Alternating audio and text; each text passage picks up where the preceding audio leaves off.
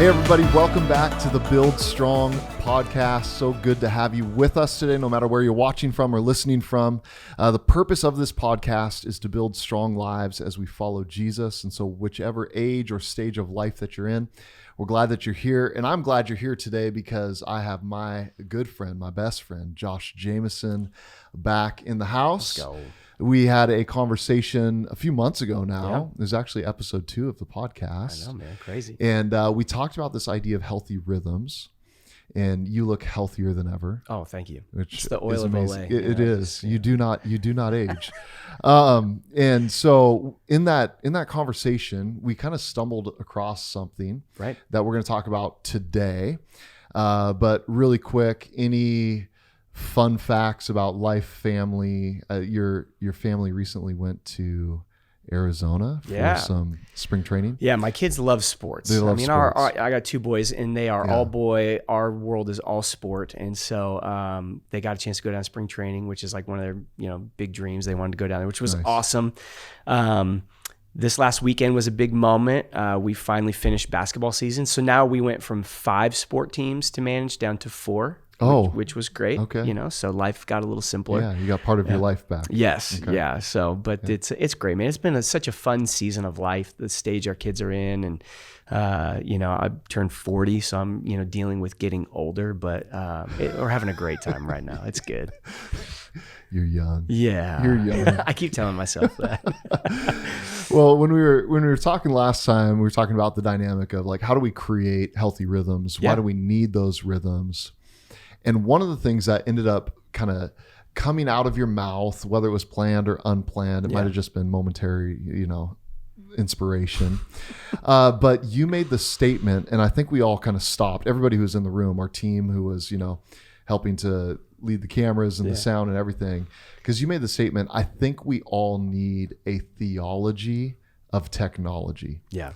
And I think I said in that moment, okay, we're going to have you back. We're going to talk about that. Sure. And the good news is you're releasing a book shortly on that subject, right? Yeah.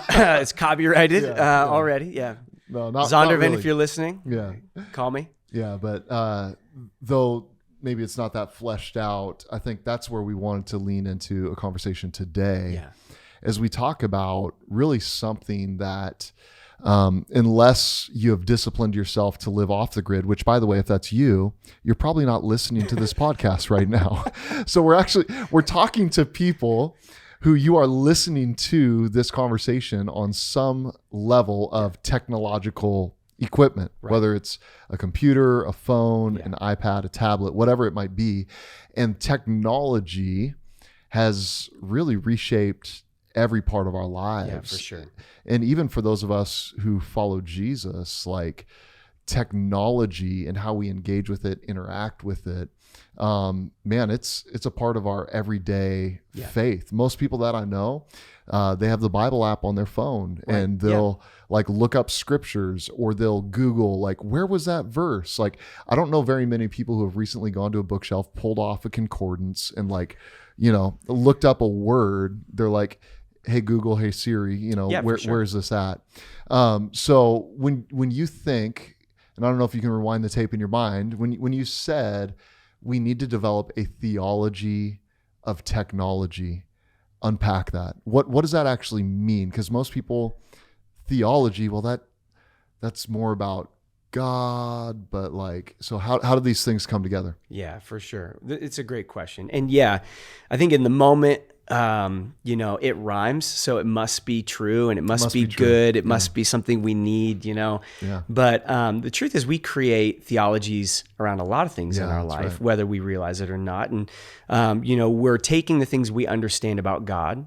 We understand about the character of God, the heart of God, the will of God for our lives. And we apply and we extrapolate those principles into our relationships and how we parent and how we interact, with certain things in our life. And technology is no different. In fact, technology might be one of the most important things that we need to shape an understanding around because it impacts who we are. Like it's shaping us, right? So if God has designed us and God has purpose for us and God wants us to walk in relationship with him and he has design around even our purpose in the world, and technology is impacting and influencing down to the very core who we are, we should probably pause and evaluate, how is this thing impacting me?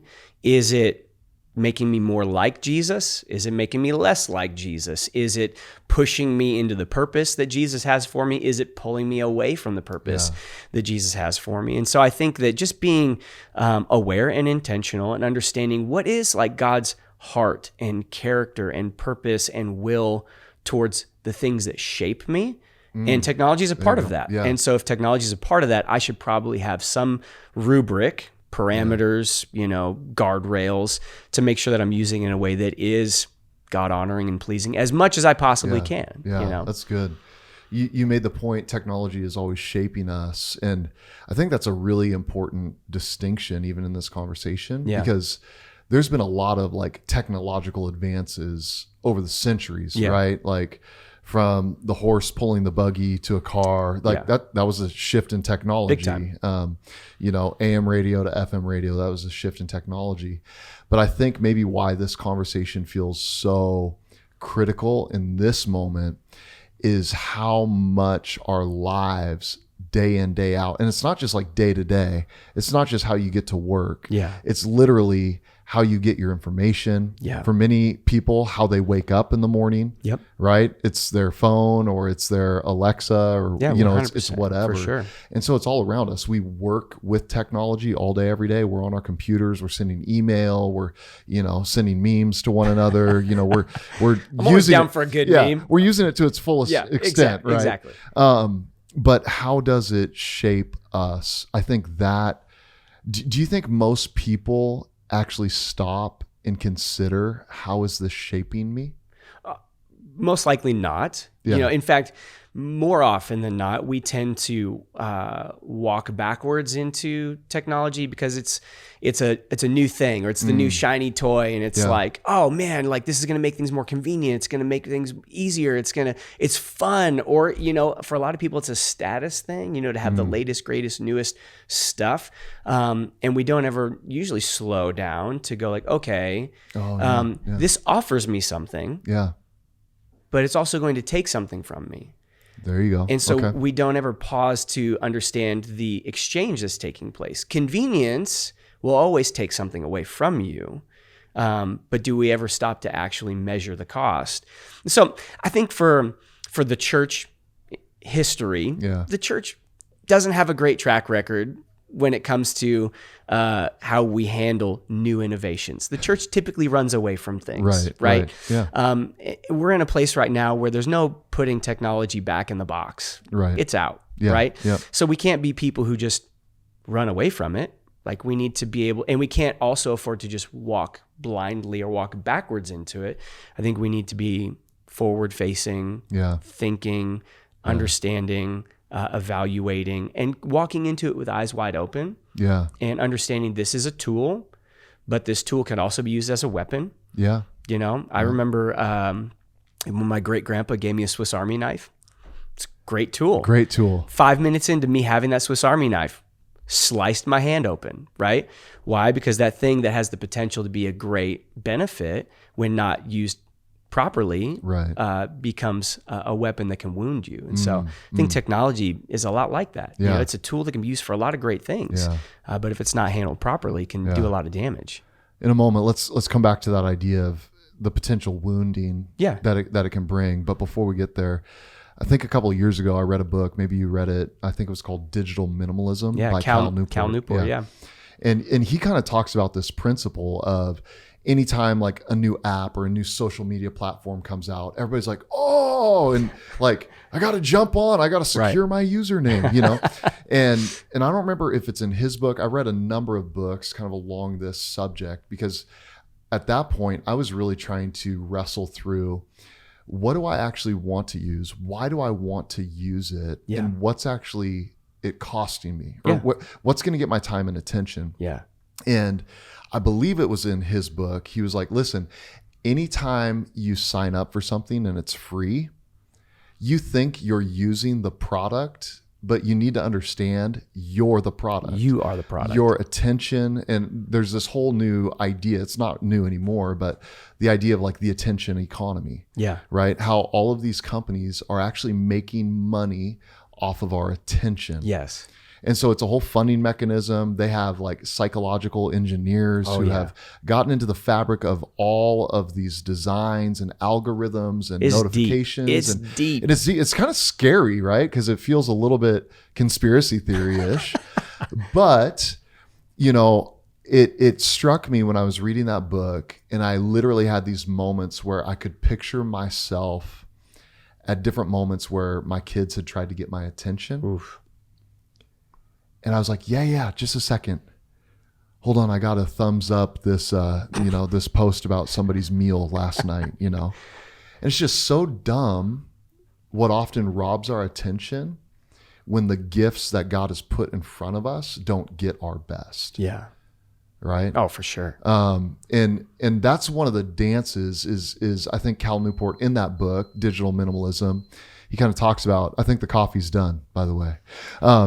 Cal Newport talks about this idea that we kind of blindly accept these things instead of holding them at an arm's distance and evaluating, how does this add value to my life? How does it not add value? Yeah. Like, what are the exchanges that I'm willing to make For sure. to engage in this? That's so good. But to that point, you were making that statement, like, where do we end up paying, or where does it end up kind of marking us in less than ideal ways? You've spent the last number of decades now working as a young adults pastor, influencing now leaders of leaders broadly in your role at Eastridge Church. Like, you're stepping into new leadership, just higher in the church body. So with your perspective of looking both at young people, but as well, like being very, very aware of like what's going on with young adults, with adults, what are some of those things that you're seeing in maybe the payment side of like, man, I didn't know that it was going to cost me this? Yeah, it's a great question.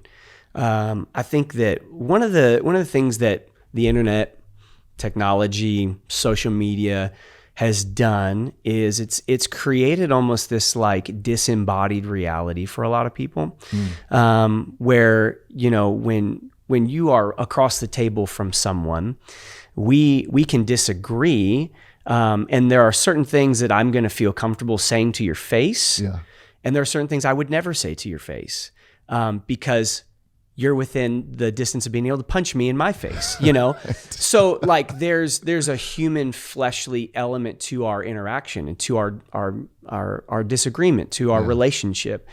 The moment you jump online and that becomes disembodied, it changes the way we interact with each other. And this is where a lot of negative things are taking place. And I think most of us have experienced them. But this is where you get all of the things that people can say behind a keyboard that they would never say to someone's face. This also gets to the place where if I disagree with you, the internet has given me the permission to block you, mute you, unfollow you, get you out of my world because you do not disagree with, or you do not agree with my paradigm, my thinking. We get to curate an entire feed that just affirms the things that we already believe, we already think. And so the way this has worked itself out has actually created people who live in isolation, people who live in silos, and people who only live in places where they are just getting affirmed, instead of having to learn how to be in real face-to-face relationships with people. So and it's also caused us to continually escape the embodied realities because the embodied life is uncomfortable. It creates friction. Relationship requires friction. We're better because of friction. We're better when we have to like sit down and actually process together and talk about, why do you think that? Why do you feel that way? How did you come to those conclusions? And there's this bond of like love and unity we have for each other that allows us to be able to push through and get better, right? Yeah. So we're continually escaping the embodied realities because the digital space is just easier. Yeah. It's fluffier, It's right? so It's true. what I get to create a persona that's not an totally accurate picture of who I really am. Yeah. I get to portray to you who I want you to think I am. Yeah, it's a So like highlight when reel. people post, this is a great question for people when it comes to like the things you actually post online. Let's say I'm reading a book and this book has a great quote. So I decided to take a picture and post this on Instagram. Why did I post that? Did I actually post it because the content is worth sharing? Or did I post it because I want you to believe that I'm the kind of person who reads this and I'm the kind of person who's about this sort of content? I'm shaping a digital persona that I'm trying to portray because that scratches an itch in my heart that I should be getting from something else. Yeah. But here I am in this disembodied world creating, my avatar, my image of who I am, and then only getting back the things that I want out of it. So it's dangerous, in Wow. those sort of ways. So, Yeah. but I think for younger people, Yeah. the question you posed earlier, I think of like a parable. It's a short story, but I think it's helpful. The story goes that one day in the ocean, there were two young fish just hanging out, and this older fish swam up to him and just was making conversation, said, "Hey fellas, how's the water?" And the two younger fish looked at him and said, "What water?" And that story is in a picture, like these two younger fish had grown up only knowing the water. And because it was the only thing they had ever experienced, they weren't able to see it clearly because it's just the only thing they ever knew. I think for this younger generation coming up, they have only known a world of technology. You and I were old enough. We remember before AOL, we remember the days before. Do you remember the first time you jumped like on a chat room with friends on AOL or something like that? Absolutely. It's funny, like as you were talking earlier about like the ability to say things that you'd never say. I remember when like AOL came out, my buddy had it. You had to wait 7 minutes for and I was dial-up like, to what? connect. And he was like, check this out. And it was, like the whole dial-up thing. And all of a sudden he's like, no, we can talk with people in this room from around the world. And I'm like, no way, no, we can't. He's like, yeah, watch. And he says something funny. And all of a sudden, like, people say something back. And I'm like, oh, say this, right? Yeah. But those were the early indicators of like, though it was fun, you're saying things and doing things that you would never do in person. Yeah, exactly. And, I think to that point, man, you hit on something so important. We can so quickly silo and isolate ourselves, even with things in a healthy way that would challenge us. Just a couple of weeks ago, we were doing some team development, and we were talking about the desire and design for like mentorship and how we need people in our lives who can actually like coach us and push us and challenge us. I said the danger in the world in which we live is we can carefully curate, whether it's podcasts or YouTube, that will never challenge or confront us. We just gather around us stuff that we want to hear. Yeah. And I think it's becoming, because this is not just like in secular society, the same thing happens in the church. Yeah. Where you got a lot of Jesus followers who are like, no, I'm just going to listen to pastors or preachers who tell me what I want to hear. And it's a little bit like my kids when they're like, I don't want to eat salad. Just give me some chicken nuggets and some Chick-fil-A sauce. Like I'm good. And it's like, no. You need a balanced diet. Yeah, for Sometimes you need things that you might not necessarily want, but you actually need. Yeah. Looking at all those dangers, those dynamics, what's the way forward? Because to your point, right, you said it earlier, it's not like we can put technology back in the box. Yeah. And I wrestle with this because at least once a week, maybe it's more like once a month, I say, I wish I could just go back to having a flip phone. Yeah. Do you ever have that thought? 100%. Like, I love it, but then how would all the introverts get a hold of me, right? Because they're like, I'm to call you.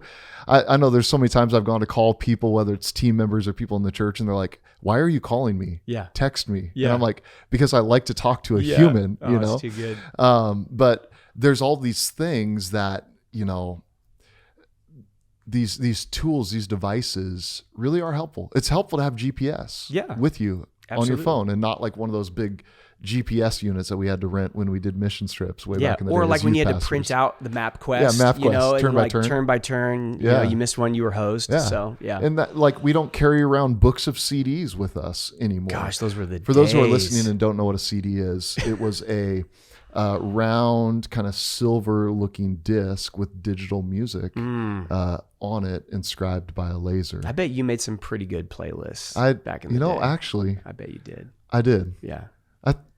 Maybe we should do a rap sometime. Ooh, okay. Yeah. Sounds good. Maybe we should. By the way, for those who are listening, I don't know. Can you find it online? Probably. But I don't know. Is Facebook still around? Is Facebook still around? I don't know. Yeah. It is a theology of technology. Yeah, I know. What were we talking about?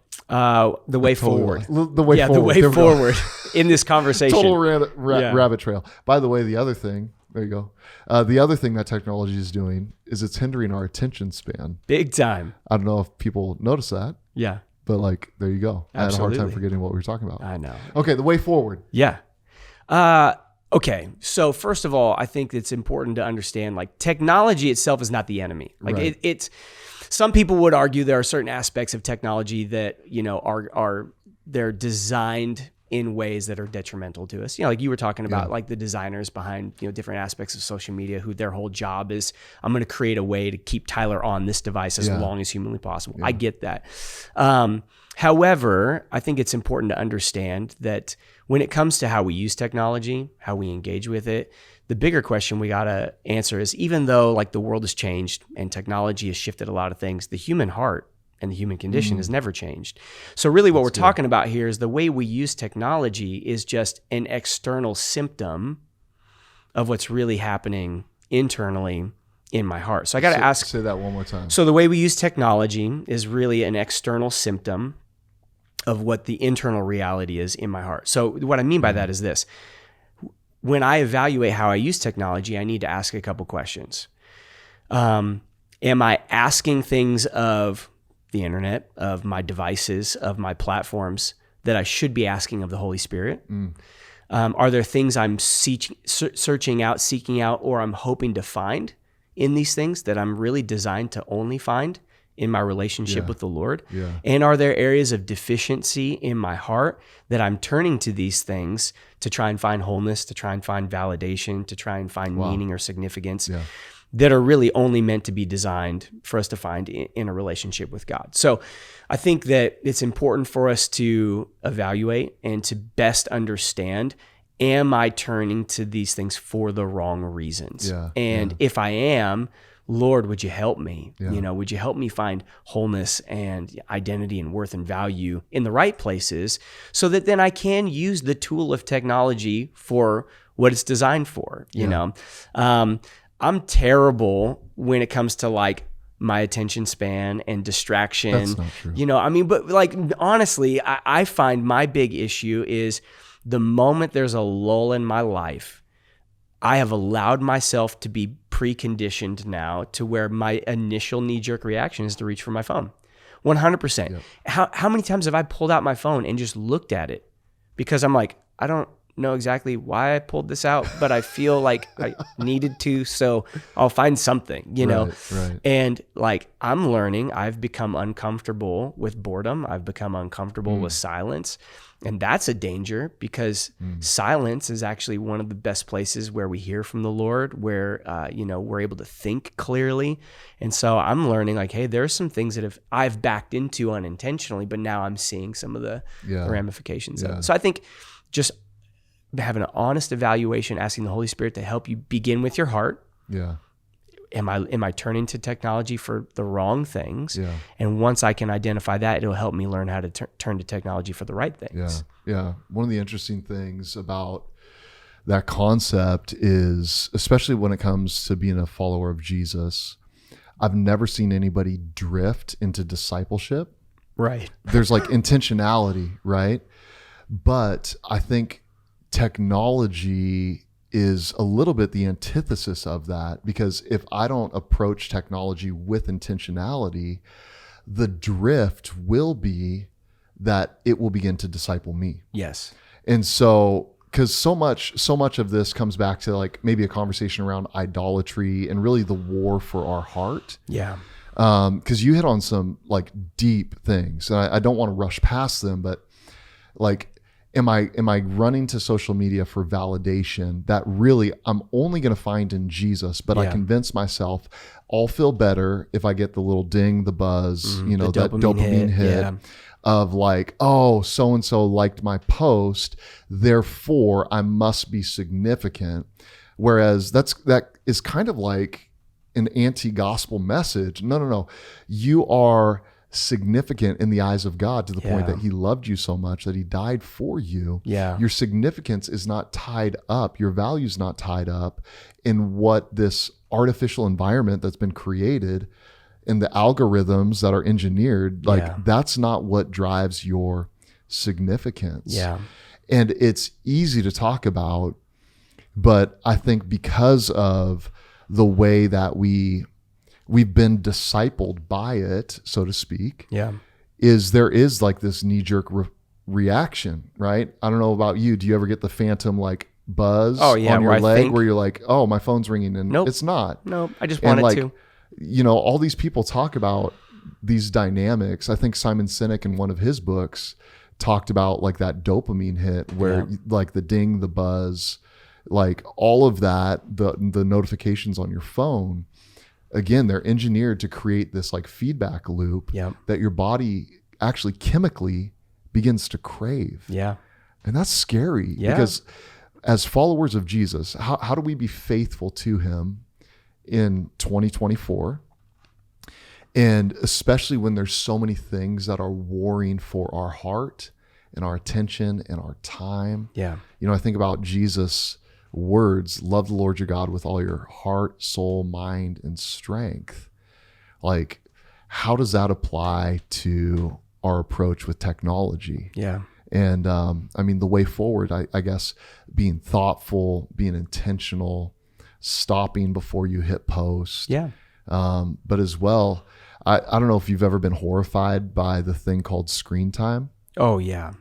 But I would encourage anybody who like, if you're trying to figure out how do I have a healthier balance or relationship with technology, maybe just look at how much time you're actually spending on the screen, where that time is going. It's sobering. And with our kids, and I know you have kids, that's kind of where I want to pivot now, but like with each of our children, we were very slow and very intentional to try to insert technology into their lives, but also with like super safeguards. And part of that is just like my years as a youth pastor, right? I'm just like, I know too much. I love you guys. But it's funny, like my kids will say, man, all my friends think that you guys are like crazy. And I'm like, what do you mean? And they're like, well, because you and mom are like so strict with us. And I'm like, it's because I love you. You know, like we want there to be boundaries, some safeguards, so that you can learn how to properly engage with this. But I guess looking at, you know, the students that you've worked with, now looking at your kids who are getting older and approaching those teen years just around the corner. What are some of the things that you and Carrie have done as it relates to kind of like helping to shape for your own children? Well, my boys, you know, they're still 11 and 8. So we're just now really getting into the pressure of like being on social media or having a phone. The way I've thought about it, and it sounds like you've approached it in a similar way, but nobody walks up to a 10, 11, 12-year-old and throws them the car keys and says, go have at it. You know, like we understand when it comes to driving, like, first of all, there's an age limit. You know, like your brain has not developed enough for you to handle the responsibility of getting behind a motor vehicle. And second of all, we don't just throw you the keys. There's actually a process that we go through. Number one, you're going to go to driver's ed and you're going to get training on how to handle this motor vehicle. You're going to go on practice drives with someone else in the car who knows what in the world they're doing. Then you're going to have a written test. Then you're going to have a drive test. Then once you've passed all of those things, you're going to get a driver's license. But the first few months, there's going to be extra rules on you. Some you conditions. Yes, absolutely. Yeah, that's good. So we understand that when it comes to Those didn't exist when I got my license, by the way. Yeah. Well, my wife grew up in Montana. They started letting them drive at like 14, Like, come on, she was 7. You're driving a tractor. You can drive a car, But I use that, just as an analogy of like, hey, we all understand that like a car is dangerous. Yeah. You can hurt yourself in a car. You can hurt other people in a car. Wow. We got to understand, like it's the same. We're handing the car keys to kids the moment you put a smartphone in their hand, in a way that can be very detrimental to them and detrimental to other people. And so I think we should probably take some cues from how we handle training kids to drive. It's like, okay, what is the process of educating kids on like, what does a healthy digital life look like? How are you going to handle these sort of things? What does it look like to have some test drives? What does it look like to, I encourage parents this all the time. Number one, any platform your kid is on, you need to be on too. Any platform your kid has a login and a password to, you should have the login and the password to that. I think a really good boundary is like, you should not be allowed to take your device into your room. Like, and a lot of people are like, wow, and it's like, hey, like my job is to guard and protect my kids. No one else has that responsibility like I do. Yep. And it's not that I just think some predator is going to jump into their chat and lure them out of the house, even though that stuff does happen. Yeah, right. I'm more concerned about the things that they're going to discover that they feel like they need to keep private, or the enemy's going to encourage them to keep private. I'm trying to keep as much of their digital world in public as I possibly can. Because I just know, like from my own growing up, like no one is crossing physical boundaries with their boyfriend, girlfriend while they're like sitting in a circle of 12 people. Right. Public space creates like poor behavior to be very awkward and uncomfortable. Like there's a positive social pressure. So if I'm wanting to guard and protect you from things online that you shouldn't be on, why would I give you permission to go into the privacy of your room with the world at your fingertips, where you probably need to bring that into the public space? Because it's going to create a positive place of pressure to go like, hey, like if you feel like you got to hide it, maybe you shouldn't be on it, you know? Yeah. So for my kids right now, they have no phones. Yep. And like they've asked and it's been a no. And like, but all of our friends, and I'm like, hey, listen, I'm not your friend's parent. Like I'm your parent, like, and like we just had a conversation with our oldest son this last weekend where it was like, he wanted to go do something and we said no. And he's like, but everybody else is doing it. And I was so grateful because we actually had a friend who was sitting next to us, and that friend just said, hey, Trenton, I want to tell you something. Most people aren't very smart. So if most people are doing something, it's probably a good sign it's not very smart, and you need to be okay not doing what most people are doing because you're a smart kid. Yeah. And I think that's an approach to go like, hey, this is who you are. Yeah. And if this is who you are, this is how you need to function and operate. Yeah. And so you're a smart young kid. You've got purpose and design. And so as your parent, I want to guard and protect you from the things I know are going to be detrimental to you. And you may not fully understand it now, but I promise there's no kid whose parents pumped the brakes, slowed them down when they became a young adult. We're like, man, I'm so mad my parents withheld that from me. More often than not, they're like, man, I see the pain. I see the destruction. I see the scars my friends have. I'm really grateful that my parents, kind of pumped the brakes on some of these things because maybe they knew something I didn't. That's the scary thing to me. The older I get, the more and more right my parents were, and I'm hoping that's going to, they're listening to this right now. I'm hoping that's going to be the same discovery my kids have as they get older. It's like, mom and dad actually, they knew something. So yeah. As we wrap up, you kind of just hit on a few of them, but indicators that maybe we should take note of in our own lives, right? Where maybe we're drifting into some unhealth. So you kind of hit on, we talked about screen time. Like if you're investing so many hours a day, but you find yourself, especially again, for those of us who are Jesus followers, and like, man, I would read my Bible. I just don't have time. Stop it. Yeah. Like this is my favorite thing to talk about with people who are like, I don't like reading. I'm like, you're such a liar. And they look at me and I go, how many text messages do you read a day? Oof. How many Facebook posts do you read a day? Right. How many tweets do you read? Are they still called tweets now? I don't know. How many X's do you read a day? No, I don't know. I'm so confused about whatever. Yeah, Twitter. tweeter. Twit. Yeah. Is that someone who uses Twitter? They're a tweeter. I was a tweeter on the Twitter. Yeah. Okay. We'll see if that lasts in the thing. I'm watching everybody laugh over here behind the cameras right now. They're taking timestamps. Yeah, I know. Yeah. We'll probably edit that part out. Maybe not. It's fair. So in our lives though, what are some of the things that we need to pay attention to when we're like, hey, I'm starting to go off the rails here? Yeah. And maybe even not like off the rails, but like I'm getting kind of close to the ditch. Yeah. Well, I think most people already are feeling the like emotional, psychological impact of it. Oh, there you go. But we're just we're good at medicating and numbing and not listening to what's going on in our head and our heart. I think starting with screen time is a good thing. Yeah. I think people will be really shocked. I was shocked the first time I looked at screen time because we give ourselves the benefit of the doubt when it comes to our usage of our phones. Like, that was just a couple minutes. And then you're like, oh, that was 3.5 hours on Instagram. You're like, oh my gosh. Yeah. So I think getting a healthy understanding of what the realities are, what actually is the lay of the land. I think some good practices, and these are just things that I'm trying to implement. I'm not hitting all of them yet, but there's a lot of research being done on the impact of your screen, the first 30 minutes of your day and the last 30 minutes of your day. So giving your brain and your body time to actually like wake,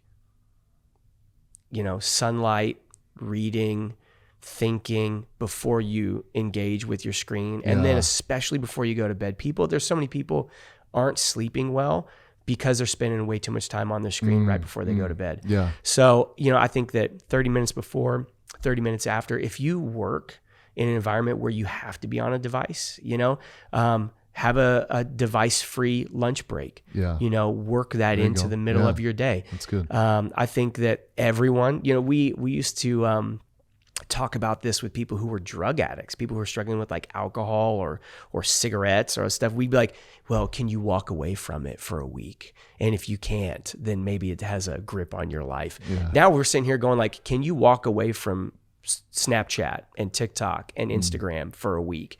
People are like, yeah, no problem. And it's like, well, do it then. Yeah. Like, I think everyone should build into their rhythm, like not only those 30 minutes, every day, but you should also maybe have a day during the week. Yeah. That you're like, I'm off. Yeah. That's good. Maybe you need to have a week per month. Yeah. Like what are the rhythms where you need to retreat? Because if you don't, and you can't, then that's probably a good indicator that it's got some hooks in you that you're unwilling to address. Yeah. So I think you gotta unhook your identity. You gotta unhook your heart. Realize it's a tool that can be used to build some great things. Yeah. And don't be afraid to lean in and use it for all the great things it has. But be very aware. Like there is a shadow side to this stuff. Yeah. And if we're not aware and we don't see it for what it is, and we don't build those guardrails and parameters into our lives, we will drift into an identity and into relationships and into a future that God will not be pleased with. You will not be healthy. Like it will be a total train wreck. Yeah, so let's try and avoid that as much as we can. Yeah, absolutely. Man, I love it. What a great conversation, especially as it relates to us, like becoming strong followers of Jesus. Because these devices, these apps, it's always trying to form us. Yes. Something's always working to form us. We're always experiencing formation. Mm-hmm. The question is, am I being formed more by the way of Jesus or more by things that want to draw or at times we say, well, it's neutral. It's not actually pulling me away from God.